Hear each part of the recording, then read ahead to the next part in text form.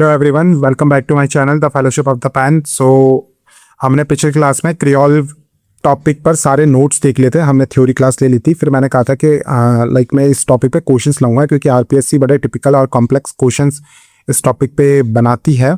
So let's start. क्योंकि आप theory पढ़ के चले जाओगे लेकिन उस थ्योरी को अप्लाई कैसे करना है वो हमें एमसीक्यू करते हैं तभी समझ में आता है।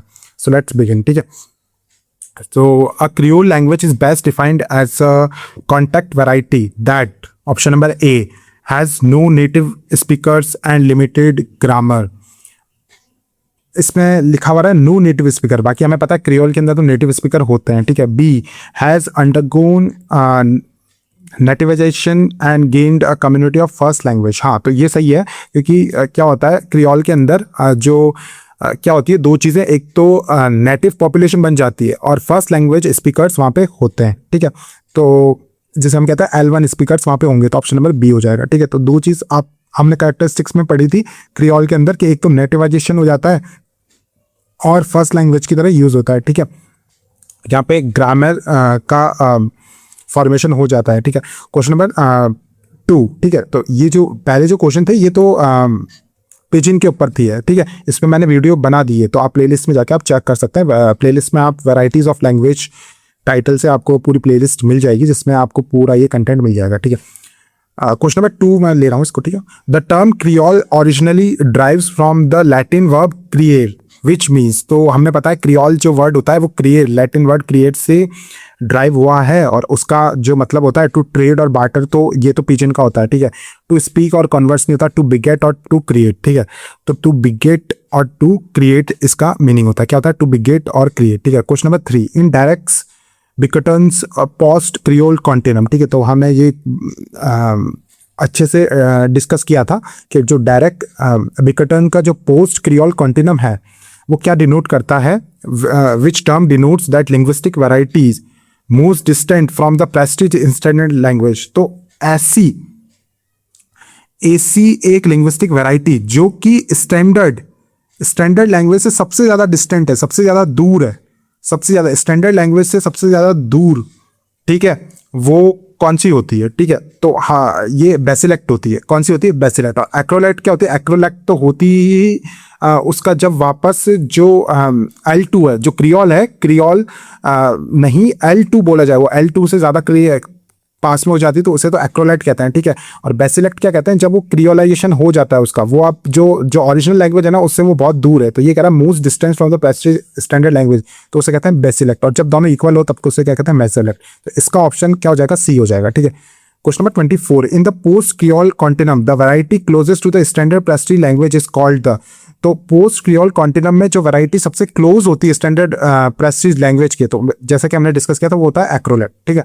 Question number 25। Which theory of creole origin associate with the Keith venom argues that all Atlantic Creoles originated from a single 15th century Portuguese proto-pidgin। तो है ना, कीथ विनोम ने कौन सा दिया था? तो हमने पढ़ा था कि कीथ विनोम ने मोनोजेनेटिक थ्योरी दी थी। इसके अंदर वो डिस्कस करते हैं रेलेक्सिफिकेशन का, रेलेक्सिफिकेशन हाइपोथेसिस का वो डिस्कस करता है। रेलेक्सिफिकेशन होता है क्या? रेलेक्सिफिकेशन में ये होता है कि जो हम अगर उसमें से जो क्रियोल है, क्रियोल में से हम वोकेबलरी हटा दें, और वोकेबलरी किसकी होती है? वो सुपर स्ट्रेटा लैंग्वेज की वो वोकेबलरी होती है और वापस हम उसे नेटिवाइजेशन कर दिया जाता है, उसका जो ओरिजिनल जो लैंग्वेज, जो रीजनल लैंग्वेज है उसमें मिला दिया जाता है।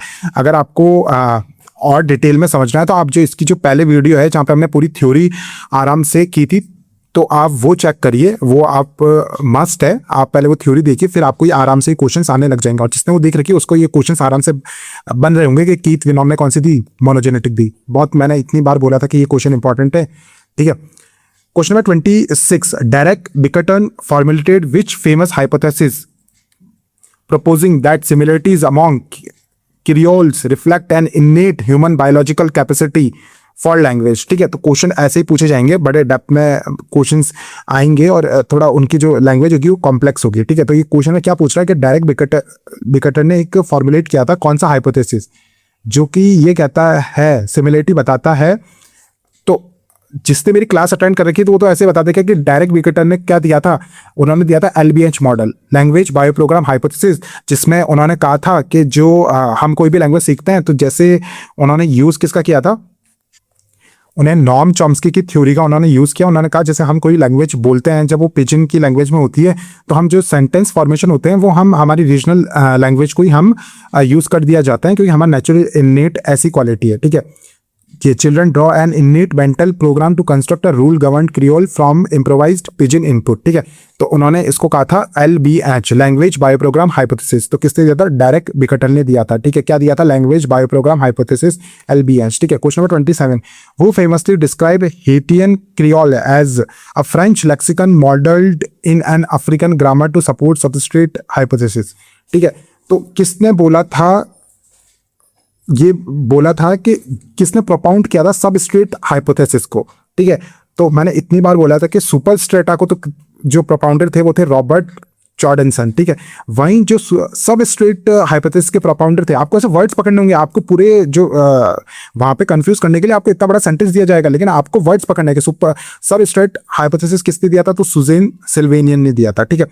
और आपको उसके अंदर हमने एग्जांपल भी पढ़ा था कि सबस्ट्रेट हाइपोथेसिस होती क्या है, जहाँ पे जो रीजनल लैंग्वेज है ना, ठीक है, रीजनल लैंग्वेज क्रियोल को क्रिएट करती है, उसमें उनका ज़्यादा अफेक्ट दिखता है, ठीक है। और फिर उन्होंने एग्जांपल भी दिया था हेटियन क्रियोल का, अ French lexicon model in an African grammar, ठीक है। इसका एग्जांपल दिया था, ठीक है, 1936 में दिया था, ठीक है। Question number 28, what grammatical feature is typical of creole language to mark tense, mood and aspect, TMA। तो कौन सा grammatical feature is typical of creole language to mark, ठीक है, ठीक है। ऑप्शन देखते हैं, A inflectional suffixes attached to noun roots, B preverbal particles placed before the verb stem, reduplication of the main noun phrase, D tone changes on final consonants। तो हमने theory class में एक चीज मैंने बताई थी कि जहाँ पे भी ये TMA आ जाए, कौन सा, कि टेंस, मूड और एस्पेक्ट, तो जो TMA की जो कैटेगराइज होती है ना, तो वो use standardize preverbal particles का यूज करते हैं। किसका करते हैं, प्री वर्बल पार्टिकल्स। तो मैंने याद करवाया था आपको कि जहाँ पे क्रियोल लैंग्वेज के अंदर जो टेंस, मूड और एस्पेक्ट की बात हो जाए यहाँ पे, तो वो किसे कैरेक्टराइज या स्टैंडर्डाइज करता है, वो प्री वर्बल पार्टिकल्स को करता है। तो जहां पे भी आपको प्री वर्बल पार्टिकल्स दिख जाए वही आंसर है। तो ये pre verbal particles placed before the verb stem, ठीक है। जैसे हेटियन में टी, एप, वा ये लगाया जाता है, तो आपको कहीं भी दिख जाए TMA, टेंस, मूड और एस्पेक्ट, तो ये स्टैंडर्डाइज किया जाता है प्री वर्बल पार्टिकल से। किससे, प्री वर्बल पार्टिकल से, ठीक है। So up question number 9.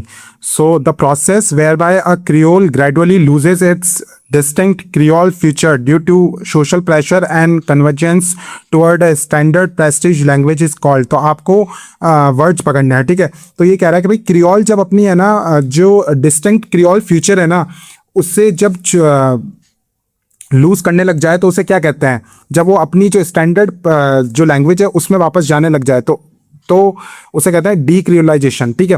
तो पिजिन से क्रियोल बनता है। अब ये कह रहा है कि भाई जब क्रियोल अपनी जो स्पेसिफिक जो फीचर है उसको लूज करने लग जाए तो उसे क्या कहते हैं, डीक्रियोलाइजेशन, ठीक है। हमने इसको डिटेल में हमारी थ्योरी क्लास में किया है, ठीक है। Question number 30, which French based creole is the most widely spoken creole in the world, boasting approximately 11 million native speakers who are officially co-status in its nation। तो हमने ये पढ़ा था कि 11 मिलियन जो नेटिव स्पीकर्स है वो हेटियन क्रियोल के हैं, ठीक है। जो कि जो फ्रेंच ने जब कॉलोनाइज किया था हेटी को, जब से ये आई थी, ये बनी थी, और ये हेटियन क्रियोल है, ठीक है। Question number 31, relexification refers to the process in contact linguistic where. तो हमें पता है रेलेक्सिफिकेशन में क्या होता है, हम वोकेबलरी को हटा देते हैं, ठीक है। तो फर्स्ट है, a language loses its entire grammar, नहीं ग्रामर को नहीं हटाते हम, vocabulary from new dominant language replaces old vocabulary while retaining the original grammatical structure. हाँ यही है, वोकेबलरी को हटा दिया और ओरिजिनल ग्रामेटिकल स्ट्रक्चर को रख लिया। क्वेश्चन नंबर 32, ठीक है, 12th question. What is the status of Tok Pisin in Papua New Guinea? तो मैंने कहा था पपुआ न्यू गिनी जो पपुआ न्यू गिनी के अंदर एक क्रियोल बोली जाती है, टॉक पिसिंग, और ये है ना वहाँ के को-ऑफिशियल नेशनल लैंग्वेज भी है, और ये पार्लियामेंट डिबेट्स में भी और ब्रॉडकास्टिंग में भी काम में आती है। तो ऑप्शन नंबर बी हो जाएगा, it is a co-official national language use in parliamentary debate and broadcasting, ठीक है। Question number 33, the mesolect in a post creole continuum represent. तो मीजोलेक्ट का मतलब क्या होता है? तो मैंने बोला था जब क्रियोल जो बना है और जो रीजनल लैंग्वेज है उनके बीच में एक इक्वल, ठीक है, एक इक्वलिटी दिखे, ठीक है, ज्यादा वो दूर भी नहीं हो और ज्यादा पास में भी नहीं हो, तो उसे कहते हैं मीजोलेक्ट, ठीक है। तो option number A, the deepest creole variety, नहीं, द डीपेस्ट क्रियोल वैरायटी, इसे तो हम क्या कहते हैं, ये हमने अभी ऊपर पढ़ा भी था, तो इसे तो बेसिलेक्ट कहते हैं, ठीक है। द स्टैंडर्ड प्रेस्टीज वैरायटी, ठीक है, ये तो सेम ही चीज हुई, ठीक है।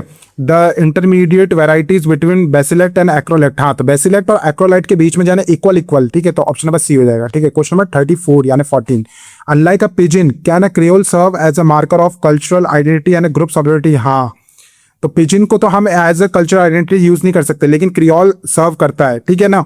तो ऑप्शन नंबर इसमें बी हो जाएगा, yes, Creole carry oral tradition, literature, music and national identity, ठीक है, option number B. Question number 35, which theory posits that Creole features derive primarily from dialectical, regional and non-standard form of European colonial language, ठीक है। तो कौन सी theory creole की ये कहती है कि भाई जो क्रियोल है वो ड्राइव की जाती है जो non standard form of European colonial language से, ठीक है, आपको वर्ड्स पकड़ना है, तो यूरोपियन कॉलोनियल लैंग्वेज आते ही आपका ये हो जाएगा सुपर स्ट्रेट हाइपोथेसिस, ठीक है, ऑप्शन नंबर बी हो जाएगा। और ये दिया किसने था? ये रॉबर्ट जॉर्डेनसन ने दिया था, ठीक है।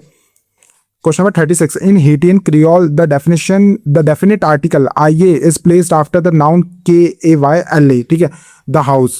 The syntactic pattern mirrors West African language such as Fawn and Eve and provides evidence for the. So ये किसे एविडेंस प्रोवाइड कर रहा है? तो आपको है ना इसमें लाइक ये ऐसे हार्ड क्वेश्चन आएंगे ना, तो आपको वर्ड्स पकड़ने हैं, आपको है ना इतना बस आपको है ना वर्ड्स पकड़ते ही आपका आंसर आ जाएगा, ठीक है। ये कंफ्यूज करने के लिए इसने इतना बड़ा चीज दे दिया। आपको क्या पकड़ना है?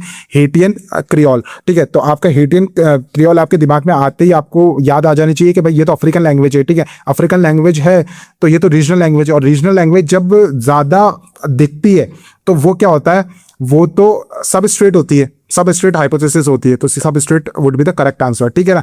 बाकी इतने एग्जांपल्स याद करने का कोई प्रूडेंट नहीं है, आपको वर्ड्स पे फोकस करना है, ठीक है। क्वेश्चन नंबर 37, व्हाट इज पटाइज, ठीक है। तो ये क्वेश्चन आ रखा है, ये बहुत इंपॉर्टेंट क्वेश्चन है, ये लाइक ये क्वेश्चन डायरेक्ट टर्म ही पूछ ली थी और उसके बाद में लोगों को आया नहीं था, ठीक है।